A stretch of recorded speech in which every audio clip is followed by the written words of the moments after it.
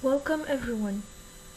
My name is Latifa Mochhoury and I'm glad to present to you today our research that revolves around the risk factors for neonatal respiratory distress. First, let's start with a brief introduction. So, neonatal respiratory distress results from a deficit in oxygen supply, leading to a change in the clinical and physiological status of the newborn.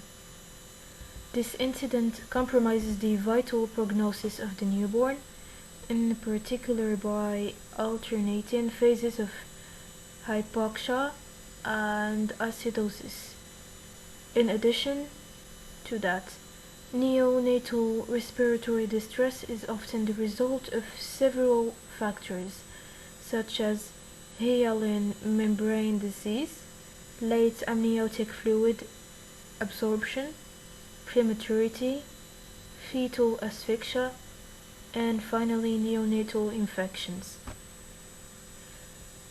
Respiratory stress at birth is higher in underdeveloped countries than developed and advanced ones, and this is due to the low socio-economic conditions and the risk factors that lead to perinatal complications, including poor or absent infrastructures, and risking maternal and fetal survival.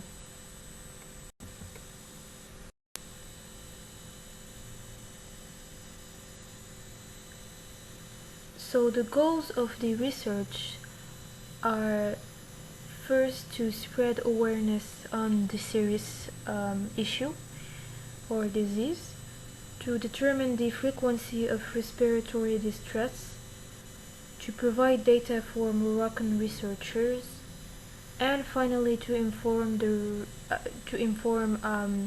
researchers about the risk factors associated with this major public health problem in newborns at the neonatology department at Ibn Sina of Rabat.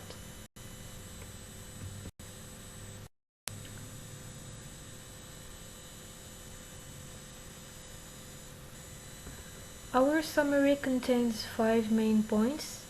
The first one, which is the introduction that we've already talked about. The second point is the methods used during the research. The third point is the findings and the results we got. Then the fourth point is a brief discussion of our findings, and finally a conclusion.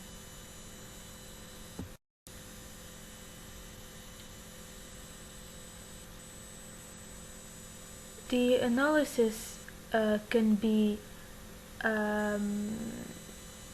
divided into two criteria: the inclusion criterion and the exclusion criterion. For the inclusion part, we included all neonates admitted to the neonatal unit during this period with signs of this disease or distress. The exclusion criteria, we excluded all newborns with congenital malformations, incomplete data sheets, respiratory distress of surgical origin, and neonates from twin pregnancies. Evaluation of the severity is based on the Silverman score. The Silverman score is a scale ranging from 0 to 2. Neonatal moderate respiratory distress corresponds to a Silverman score less than 4. An intense neonatal respiratory distress corresponding to Silverman score ranges between 4 to 6. And finally, a very intense neonatal respiratory distress corresponds to a silver score higher than 6.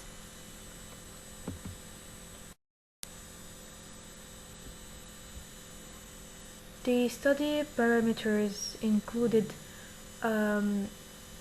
diabetes, anemia, preeclampsia, delivery way during labor, socio-economic background of the mothers and the families, the level of education of the mothers, the maternal age, and the parity.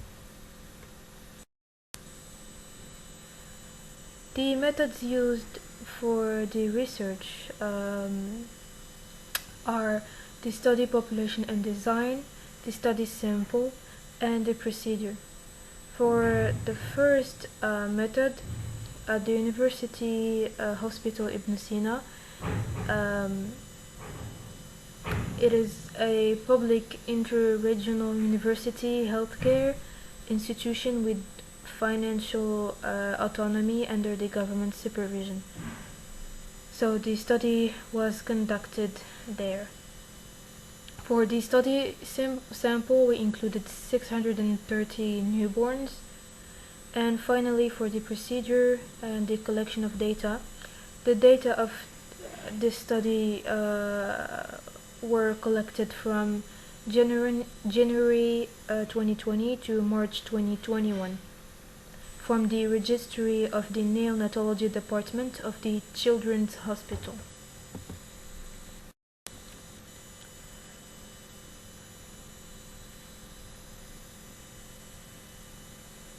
Now, for the analysis, we used four parameters: the statistical analysis plan, the SPSS 2022 used for data analysis,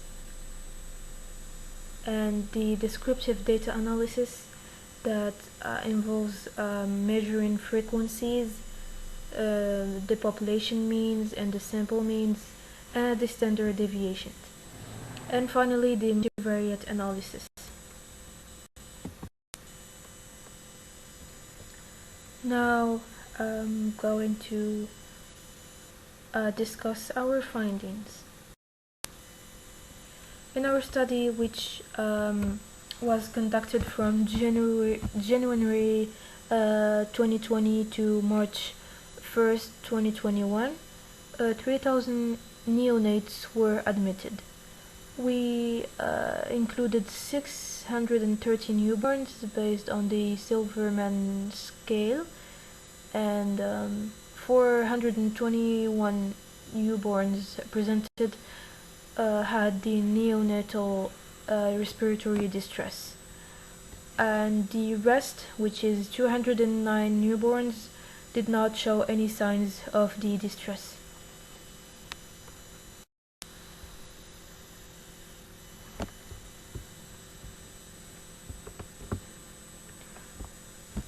The main neonatal characteristics used to conduct this study was the birth weight of the newborn and whether the newborns were premature babies,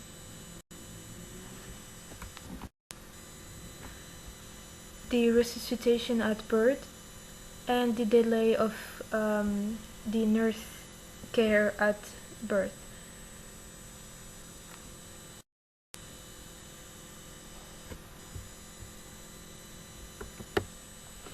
The variables used to measure the characteristics of the newborns and the neonatal respiratory distress was the delivery mode, the rupture of the membrane, and the amniotic liquid.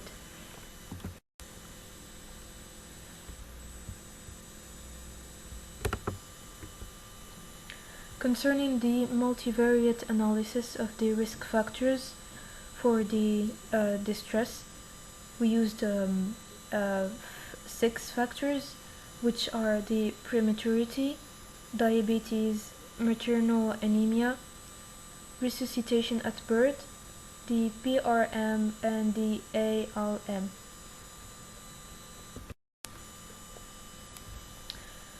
Concerning the discussion of the results. Now, Our study confirms several data of the literature, in particular the socio-economic level of the families and the maternal schooling, and they seem to be the risk factors in our sample.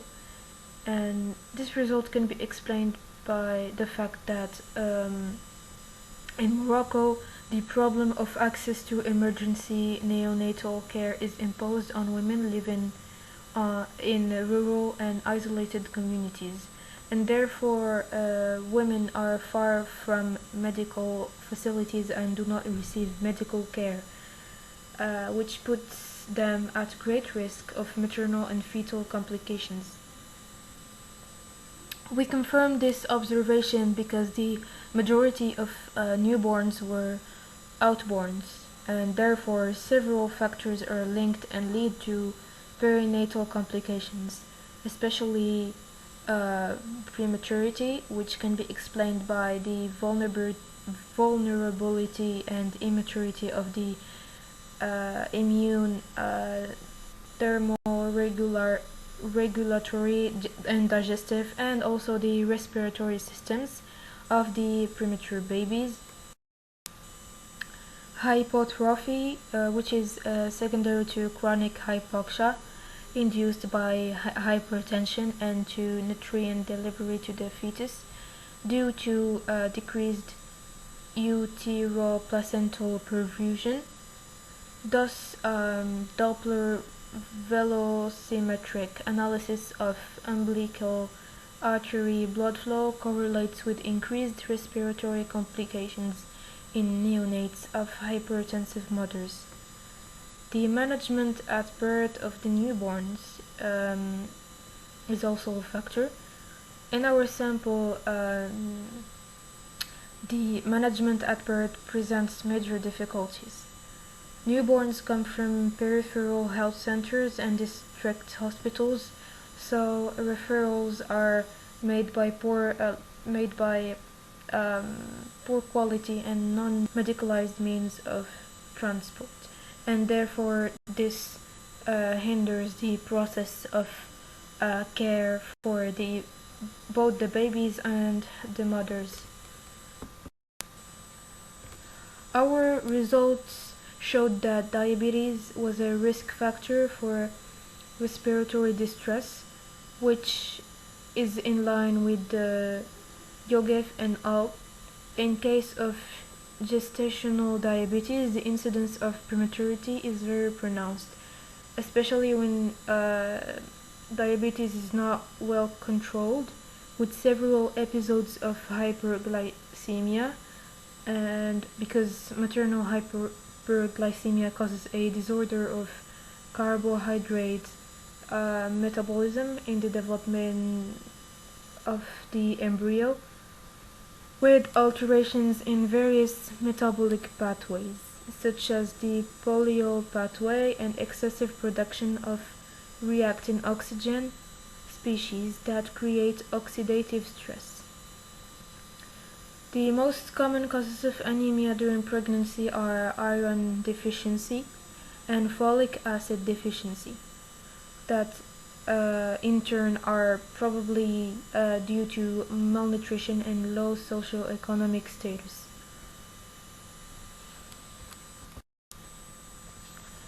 Now moving to the conclusion.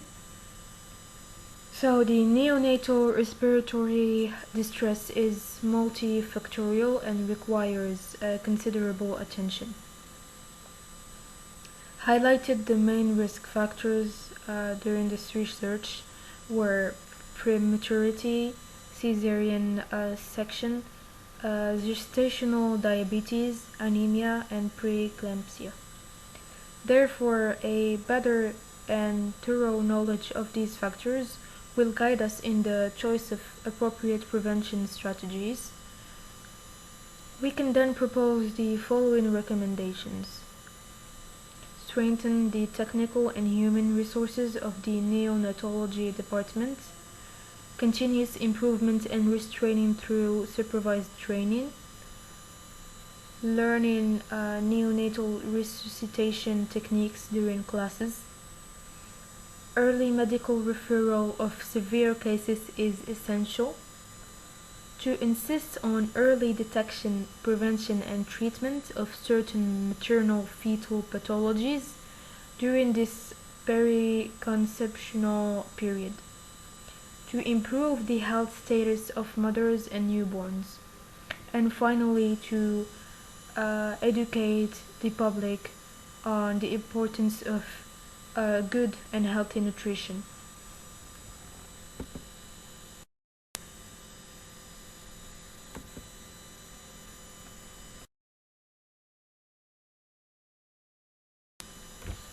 Thank you for your attention. It was my pleasure to present my findings and share my results with you.